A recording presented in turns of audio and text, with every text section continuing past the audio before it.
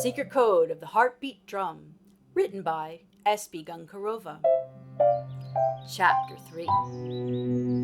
Let's rewind so I can give you a little tour of the little white house with the mossy green roof from Chapter 1.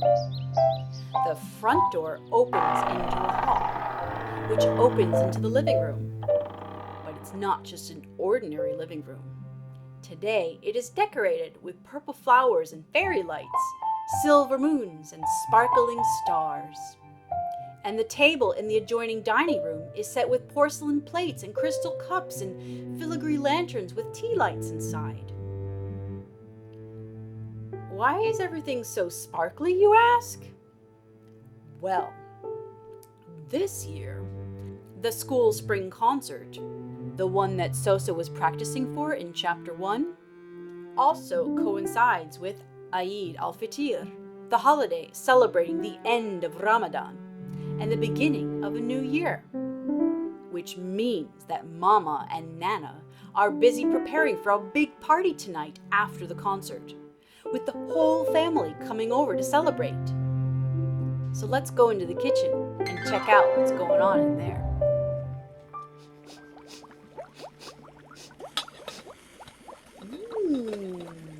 Smell that?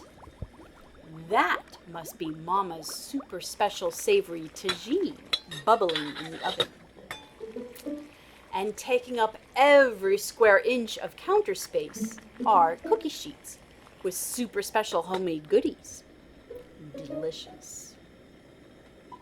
In charge of making those super special homemade goodies is Nana, dressed in her shimmery jabala, who is currently spreading rock sugar on a piece of parchment to crush it into oblivion. This is the first step in making bidawat, a traditional Moroccan pastry made with many layers of paper-thin dough and filled with nuts and honey. My favorite. But let's not get distracted now. We've already met Soso in Chapter 1, but we need to introduce the other hero of the story. Only she doesn't know it yet. And that is Lina, the little girl helping Nana making bidawat.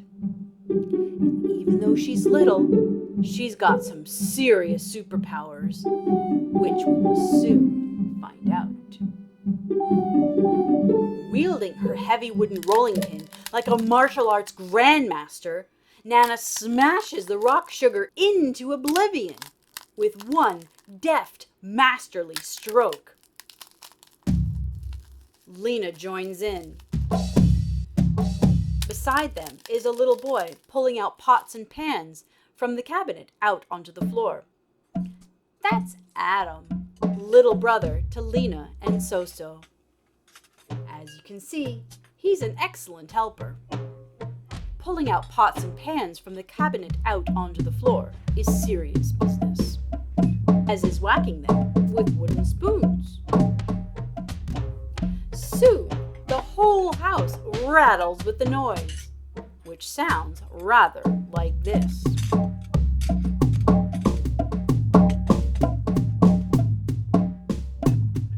And last but not least, baby Adam taking his solo on pots and pans.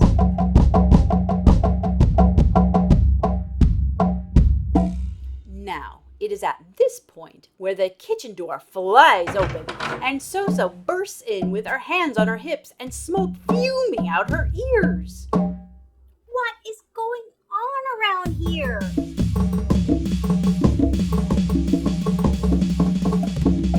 Hey! How am I supposed to practice my solo for tonight? I can't even hear myself think with this incessant clangorous racket. Sorry, Soso. We can't hear you over this incessant clangorous racket. Well, if you can't hear me, then why don't you, be a little less fortissimo? A little less what? A little less fortissimo. So, indoor voices. Lina hides a smirk. Is everybody meeting here or at the school? Calls over Poppy from the family room. He's on the phone with one of Daddy's many cousins coming to the party tonight.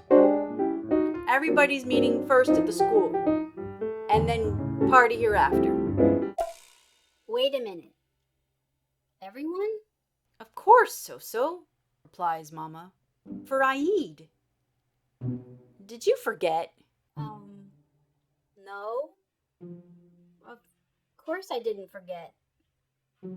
How could I forget? She forgot. I might have possibly got the days mixed up slightly. How could you have possibly missed all the sparkly decorations we've been putting up all morning? Have you ever been so focused on a single thing that you completely don't notice what's going on around you? Well, So-So had been so completely preoccupied with getting her solo right for tonight's concert, fireworks could have been spewing out of the toilet seat and she would not have noticed. To be fair, her solo is truly a tricky part, filled with scales and arpeggios and octaves. And in So-So's mind, if she doesn't get every note perfect, or if she forgets something, or freezes up in front of family and friends of family and family of friends, including all of her many cousins and aunts and uncles, all coming for Eid, that would mean a disaster of unfathomable proportions. Just to be clear, you mean everyone? Yes, So-So. Wait a minute. Are you okay? Ew, she's turning green. And indeed, she is. All eyes turn to So-So. So-So is now looking like Frankenstein getting up on the wrong side of the bed the morning after the office Christmas party at Dracula's castle. What's gotten into you all of a sudden? You're not coming down with something, are you? Asks Mama, putting the back of her hand on So-So's forehead. Well, again. Are you gonna puke? She better not, replies Mama, scurrying So-So upstairs. If you're sick, I'll have to call everyone right away and tell them to turn right around.